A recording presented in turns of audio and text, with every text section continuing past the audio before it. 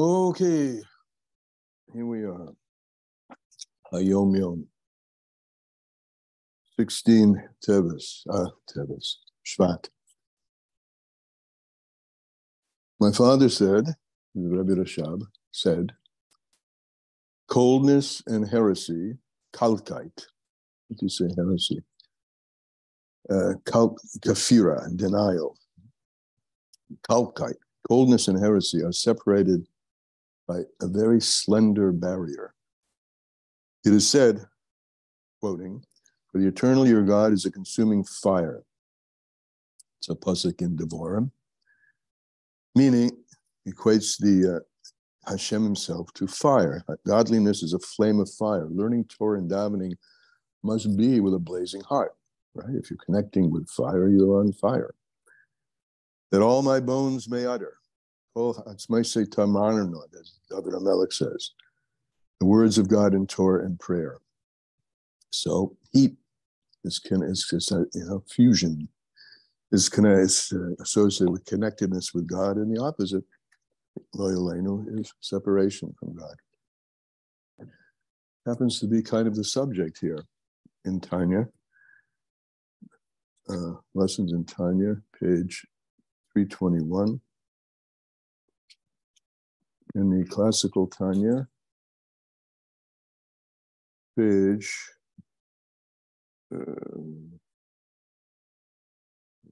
60, about 1, 2, 3, 4, 5, 6, 8 lines up from the bottom.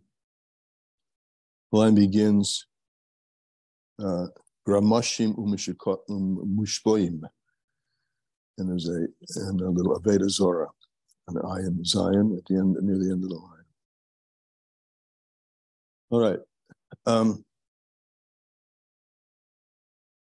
We've been talking really about the subject is how to inflame the fire. That's how to turn up the flame of fire that exists in a person's heart and soul, which is the flaming fire of the Nefesh Elokis.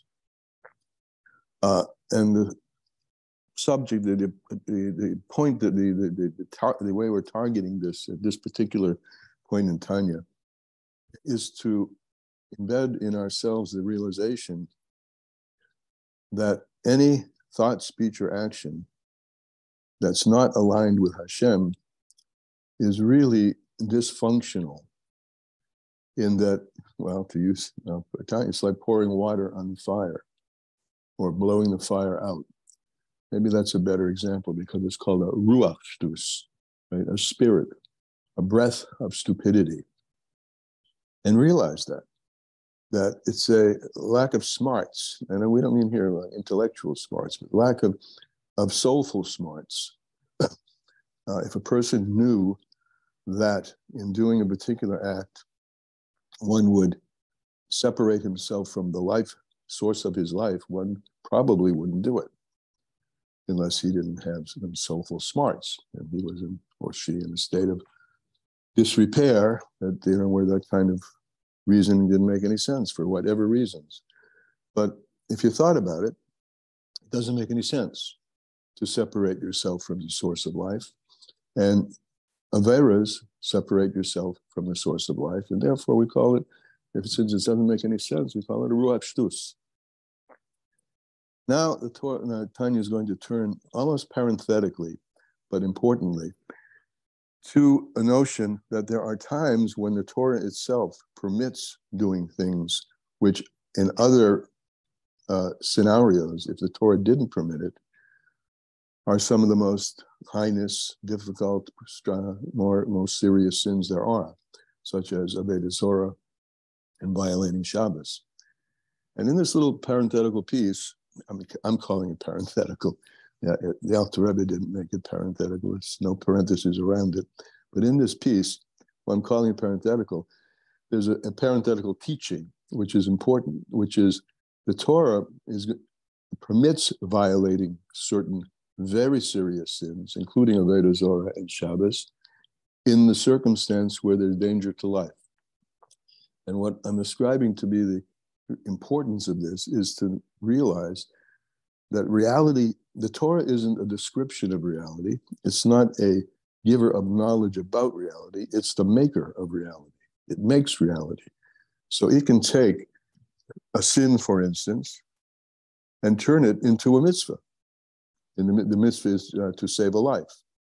We can take that sin and perform that, what would normally be a sinful act. And in doing so, if that's to save a life, we're fulfilling a mitzvah of the Torah. So there's no klippah there, even though it's the same act that in another context would be mole clippers, full of clippers.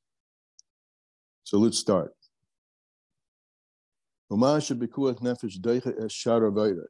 that which, saving a life, pushes away other averas, serious averas. For instance, v'gam yaver al yaring. If a person, excuse me, is in a situation, there are situations where the Torah says, transgress and don't let yourself be killed. Because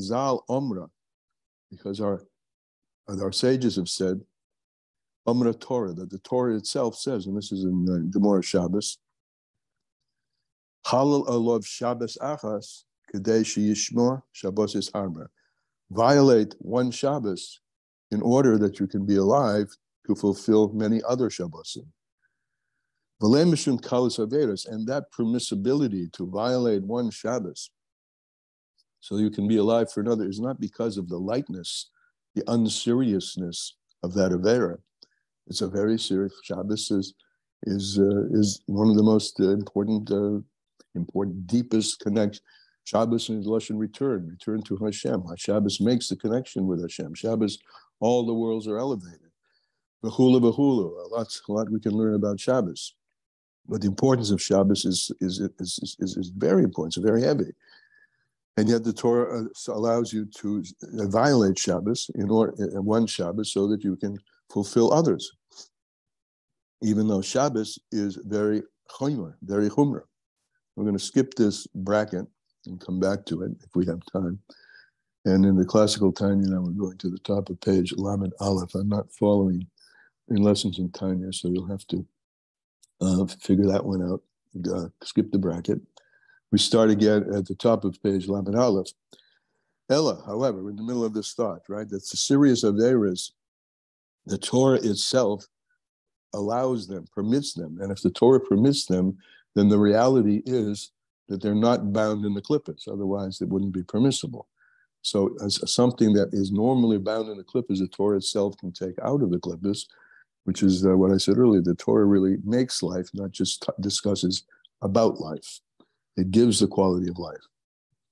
But yet the same thing, if it were out of that context, Ella, however, if you just concern yourself with the deed, so the deed, the person violated Shabbos, right? Now, if a person, you think about this, a person is willing almost instinctively to sacrifice one's life rather than bow down to a Veda Zara. It's a non-thinking, non-cerebral, higher than cerebral capability, essentiality that a Jew has. And nevertheless, the Jew may not be observant. We're talking here about, no atheists in a foxhole, as it was mentioned in one of the classes we had before. Or the atheist convention in Los Angeles, right, where all the atheists on the plane, as the plane is going down because of a faulty engine, they're saying the Shema. That comes like as a Jewish instinct. I mean, it's about, this talks about it's teva, it's a nature. And teva is from the word tuba'u. We learned this in Oz Yashir, actually, last week, about the chariots of the Egyptians being sunk in the sea. Tuba'u b'yam suf, it was sunk in the sea. Teva is something sunk deep into a person, one's nature. And a Jew has a godly nature. And that godly nature comes out even though the Jew may not be observant. So the depth of the Jewish soul is there and is there to be seen under certain circumstances. But if the person would think about that, the person might think, then how can I, a normal daily life, not observe the Torah? But the person doesn't necessarily think about that. That's called the shtus, the ruach shtus, which enters the person and can cause, God forbid, the person to sin. So if that's true, and so you should know, under normal circumstances, not where the Torah permits violating, but where the Torah says this is a violation, right? So then we look at different kinds of sins and different kinds of consequences for the sins. If this sin is such a sin that the punishment for it is not being cut off, koras, where the person dies at the hand of heaven, where the godly soul doesn't completely die, where the godly soul is not completely cut off from its source in the living God. But a little bit of its devekus, is cut off from its shorsh. Now, just we're going to take here a little digression over to the side. There's a footnote over here. First of all, this language has to be understood. We were saying here that there are certain kinds of sins which are called koras, right, where you're cut. They're or misa b'dei shemayim, right? At the same time, we know that the Jewish soul, the nefesh elokis, is a chelek elokam emal. It's a part of God. So what does it mean? How does it get cut off? First of all, if your soul were cut off completely, you wouldn't be alive, right? So that's misa b'dei shemayim. But even b'dei shemayim, you live for a certain number of years and then you die. So there's obviously some connection. And if a person is chai of koras, he's still living. So this also really has to be taken understood in terms of degree. There are degrees of being cut off. And in the lessons in Tanya, he brings a mashal of a rope of 613 strands. And the seriousness of the sin affects the cutting of one or more strands. But there has to be a strand of connection otherwise the thing doesn't exist anymore, right? Everything is, Hashem is breathing life into everything all the time. So when we're high of chorus and we're high of misa b'dei shemayim, we may live for a few years. And so the many strands are cut, but not entirely until this person passes away for whatever the judgment is. And simply chorus when you're cut off as well. So it has to do with the degree in which they're using that mushal of strands. The seriousness of the sin corresponds to the degree of cut, degree of separation that can occur. And very serious sins involve very serious cutting. But nothing stands in the way of Shuvah, right? Ein dover amid lifnei Shuvah. Nothing stands in the way of Shuvah. So I just want to make clear that we need to understand this as a person is cut off completely, but when a person, as long as there's life, when they say in English, as long as there's life, there's hope. And as long as there's hope, there's the ability to come back. So this little footnote says, according to the quality and the degree of the sin and the degree of blemish that a person has made, in his soul and in its source up above, the source of the soul up above, so is the level of the scrubbing and cleansing and the punishment, or punishment in Olam Hazeh. Now, this is interesting. Punishment in Olam Hazeh, of course, could mean simply punishment that's meted out by the Beis Din. But, and I'm going to say this in my own words here, not necessarily read in the words of the Tanya, but I'm reading a little bit into it. A person who disaligns in oneself with Torah, though that person may know nothing about Torah and may know nothing that the behaviors are against God's will, those behaviors create very powerful sometimes negative experiences and negative situations. Person may feel full of anxiety, lack of purpose. Why am I alive, etc., etc. So I'm, in my own way, I'm saying this is just me, including them in that bucket of things where a person can be so-called scrubbed and punished in Olam Hazeh.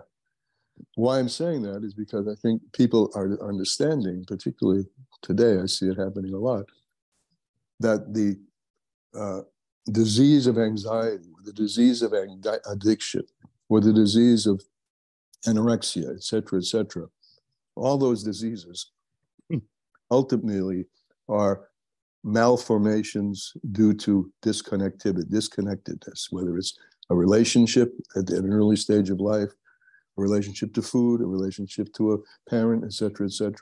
And to the extent that one reestablishes connectedness, that begins the process of healing. So the ultimate connectedness, of course, is the connectedness with Hashem Yisborach. God may he be blessed. And if not, so a person gets so-called punishments in Olam Hazeh. Lochen oven v'chet einish miyuchad lemerhak v'avir halifloch. So the punishment, as I said, the punishment fits the crime. The amount of scouring, or the amount of pain, or suffering, etc., that a person has to endure, has to do with the degree of separation that the person has brought upon himself or herself in separating himself from the deepest connection, which is connection with Hashem. And that could require more difficulties, scrubbings, forgiveness, Yom Kippur, etc. It has to do with the seriousness of the pagam, of the blemish. So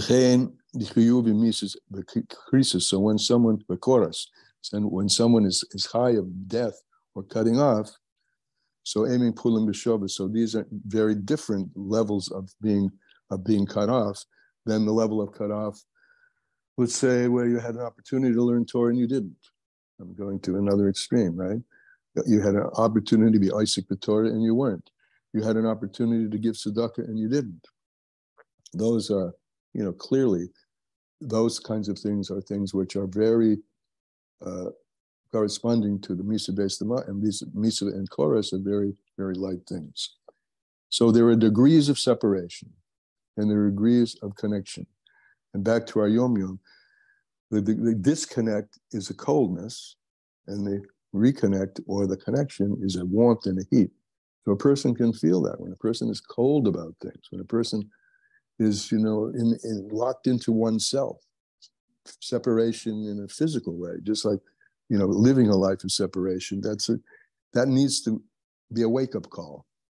And if we're learning this correctly, it will be a wake-up call, because we know that if a person, we're learning, at least on these pages, that if a person is in a state like that, it's only because of a ruach shtus, because you haven't yet learned or haven't yet internalized the notion that you have the power within you to take yourself out of that isolation, out of that anxiety, out of that loneliness by connecting to each other, Avos Hashem, Avos Yisrael, and ultimately connecting with Hashem himself. So back inside. Okay. Hari gam nafshe hafiyunis abahamis. So degrees of separation, right? And the degree of separation is here is on the pages of Tanya is a degree of interruption of the devekus, of the clinging and the connectivity. So also in that state, the animal enlivening soul, which is enclosed in the body, and also the body itself, when the person comes back from that disconnectedness and awakens himself or herself to the capability and the process, and gets involved in the process and exercises that capability of the nefesh elokis to come back. So all that energy which had been in the domain of the klippa comes out of the domain of the klippa. It's chayzim, it returns, and it goes up from the klippa zu. And it brings close and brings the holiness of the nefesh elokis It awakens the holiness of the Nefesh Elokis, Hamalubeshes Behem, which is enclosed in the body, or which had been enclosed in the clippers. Hamaminim b'Hashem Echad, which the Nefesh Elokis always has, and never ever departs from the Nefesh Elokis, the simple faith in Hashem Echad. V'gam b'shas hachet. So a person, even a person who is sinning, right, and even a person who knows that it's a sin, that little flame is always there. It never goes out. And we've called it various terms, and to the point to just mention them. What are the names that we've given to that little flickering flame? We've called it the Ava Misoteris. We, the Alter Rebbe, called it the Ava Misoteris, and he's also called it Emunah.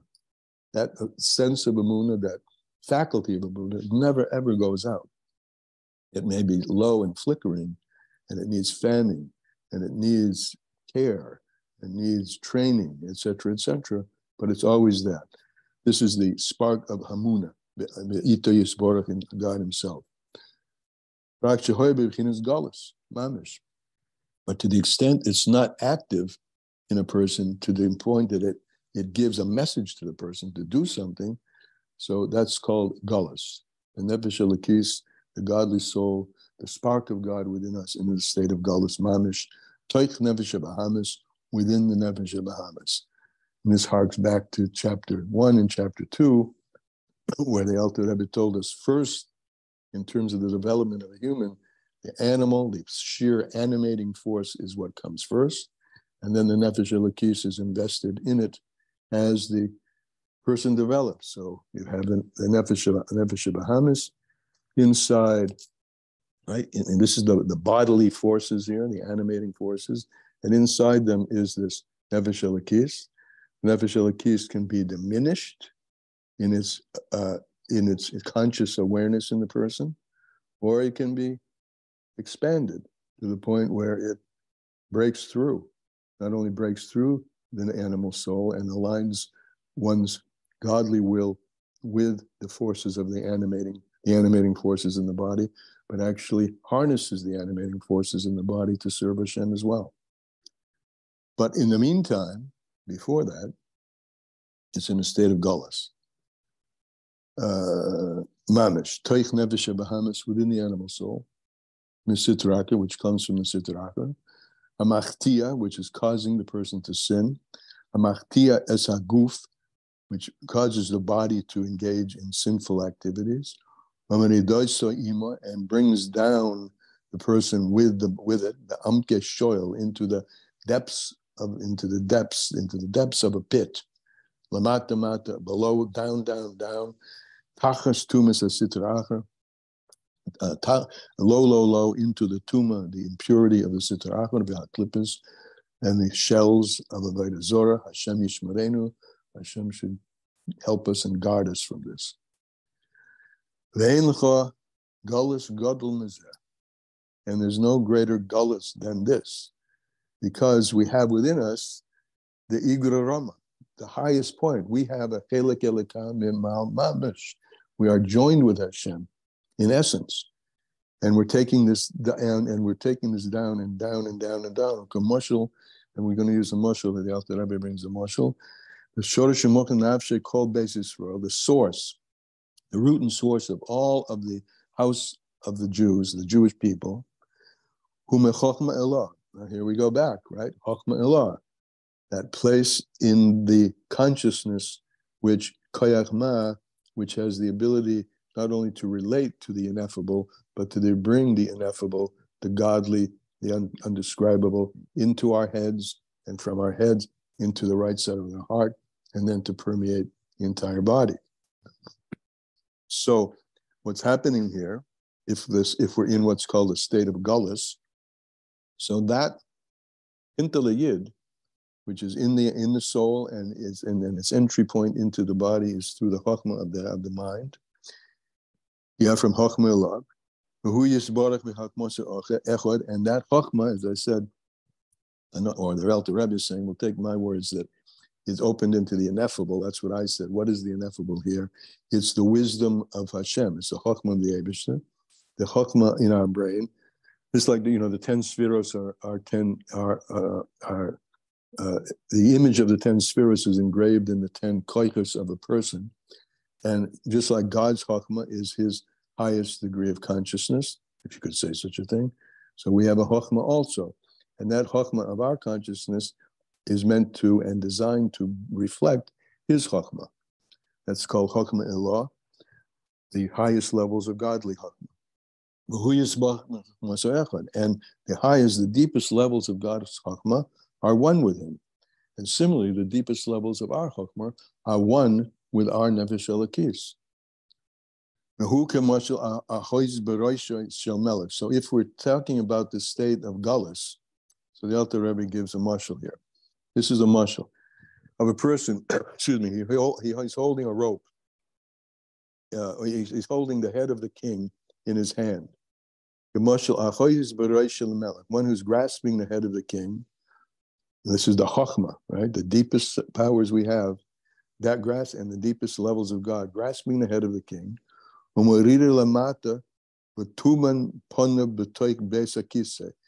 pushing that head down lower and lower and lower into a toilet, into a baisakise, moletzor, which is full of excrement.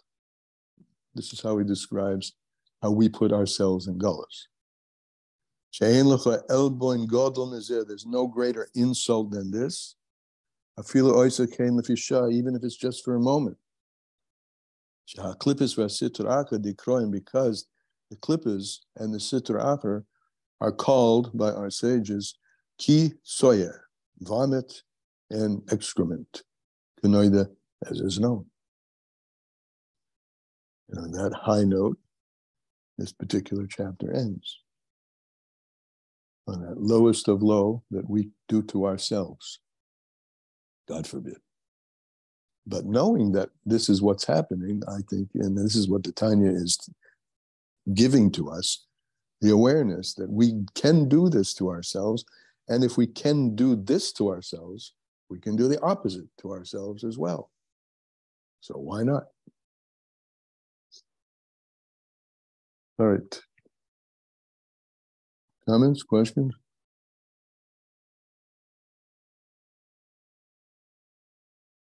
I have a comment, it's not a question, that especially nowadays, I hear people, even in the religious world, saying that it's not really God. I mean, it's people believe in God, but they say it's not that God punished me. I brought it upon myself by what I did. I think sometimes that can be confusing. It can be confusing, right? And also, I think I remember learning. Let me just hold on that. I think sure. the truth that's in that, there is truth. I'm doing it to myself, right? However, Hashem is the one who set up the apparatus that if I do this, this will be done. This will happen to me. So it's not like God doing it. The other side of it, God is not whipping a whip at you. God has set up an apparatus, a gestalt, the whole the way the world runs, that there are natural consequences. So yeah, in the one hand, so that's since that's a setup, you could say God is doing this to me, but not like a taskmaster beating your back. How the sense that he's doing it to me, which I'm saying we could look at it and say, okay, I get that, is that God has created Zula Zela Umazet, this opposite that, the forces of goodness and holiness and the opposites. And it's up to you which side of the room you walk in. And you should know, if you walk in this side, the setup of it is that it will be hurt, it will be painful. And if you walk in the other side, it won't be painful. So in that sense, God is doing it because he set it up that way, but he's not, strafing your back. But go ahead. One other little comment, but I want to get to another thing that kind of is more inspirational, that's supporting. But another question is about people who say, oh, if someone feels guilty about something, but let's say it's not really, what they didn't really do something that was a sin per se, but their guilt attracts something negative to happen to them. Well, that could where be. It, like sure. so, like kind of. So that's just like an interesting right. offshoot. But where did the guilt come from in the first place? With doubt, self-doubt, or maybe they're not sure, that maybe it's a questionable, maybe it's not clear. Right. So good. So let's, in the context of our chapter, that self-doubt is a ruach shtus. Because your real self, right? Your real self is your godly soul. So this, that you're in a state of self-doubt, something has occurred in your environment. Yeah, you maybe have a predisposition to it in your nature, but something has occurred that's causing this. And this section of Tanya says, just wake up. If you're in a state of any negativity, it's because you have succumbed or brought upon yourself or breathed in the breath of shtus. And you have the ability to exhale that breath of shtus and turn to another direction and inhale a breath of holiness, godliness, connectedness, health. So again, it's just that what we're here trying to do, and what the Alter Rebbe is doing here in Tanya here, is giving us an awareness of how we make our own beds. Although, yes, some people are born with predispositions. There's a footnote here somewhere about this, that some feel, we're not alone. We're not new. We're not totally new creatures. Most of us are souls that have been here before, and we're inheriting a lot of stuff and a lot of baggage from before. But if we're here again, we're here because this is the opportunity that's been given to us to unload that baggage.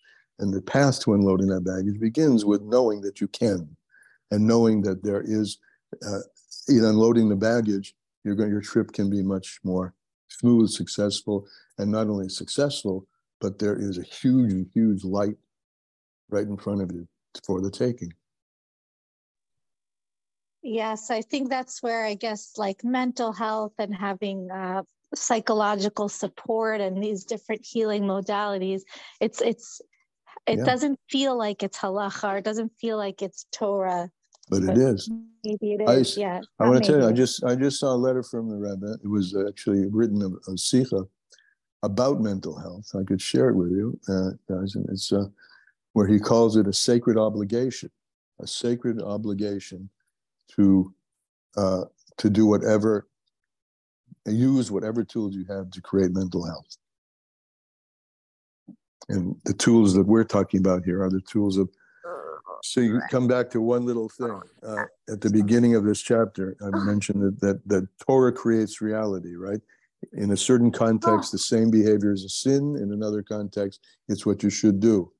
So if the Torah creates reality, so if you can come into that state of consciousness that the Torah creates reality, so it becomes part of the tool bag, so to speak, that we have for creating mental health. And the other things become apparatus also, which bring us closer to have the ability to shed the spirit of folly. And that, the clinical tools and the scientific tools, which the Torah embraces to the extent that they do create mental health. And then mental health creates spiritual health. And it's a sacred obligation, the Rebbe says, to pursue anything and everything that will bring to mental health. Do you have that letter? Do you know how to access it? I do. Yeah, I do. I have it somewhere. I'll dig it up. I'll send it out. Thank you. Yeah. Yemir Tzashem. I wanted to add, Sarah, these great points. This is a great discussion. The other day I was talking about fear as avodah zarah, and that whole concept of fear coming up as avodah zarah, and something happened to me that I was feeling fear, and then I was like, I can't be feeling fear. That's avodah zarah. How could I? And so I talked with my my mashpia, my bracha Lifshitz, my teacher, and he said the fear and anger that the Chachamim say are avodah zarah are the ones that you feel because you don't believe that everything happens for the good, but a feeling, you can't bypass a feeling. If you have a feeling in your heart, you have to allow it. You have to feel it. So that's, and she said, that's the way you get close to Hashem. That's the way to let Hashem in, because Hashem is feeling through our experiences. And the more we allow whatever feelings we feel to come, the closer we get to Hashem. So I just wanted to share that also from my own experience. Okay. One small note on that about a feeling is that I learned recently that a feeling only lasts for a number of seconds, and after that, if someone perceives that they're still feeling it, it's only because it's already turned into thought, which means someone's attached themselves to the feeling. So they talk about acknowledging the feeling, but but not like ruminating or looping over it, because then it's no longer a feeling. It becomes. I mean, unless someone's intentionally, wondering where is this coming from and asking, what is this about, rather than I feel angry and then I'm angry because this person and then looping. But one other thing. I know it's in Pasuk, in the Tehillim, I found it finally in Nun, which is interesting because Nun we leave out of Ashrei because it's associated with falling. So I noticed that the word for sealed, like korte briti, it's the same root as kares. So the word for cut or this detachment is also the same. Yeah, it's the same root as for sealing or binding the bris. Yeah, Koris Abrit, right, exactly. Very interesting. Yeah, you cut the bris. What do you make of it? I was thinking that as the Tanya was saying, that the punishment is meant to be a binding agent, or it's supposed to be an inspiration, which in English, apparently, punishment also, it's something about the root has to do with it's supposed to be a connecting. Yeah. Well, in theory, punitive measures were meant to be rehabilitating.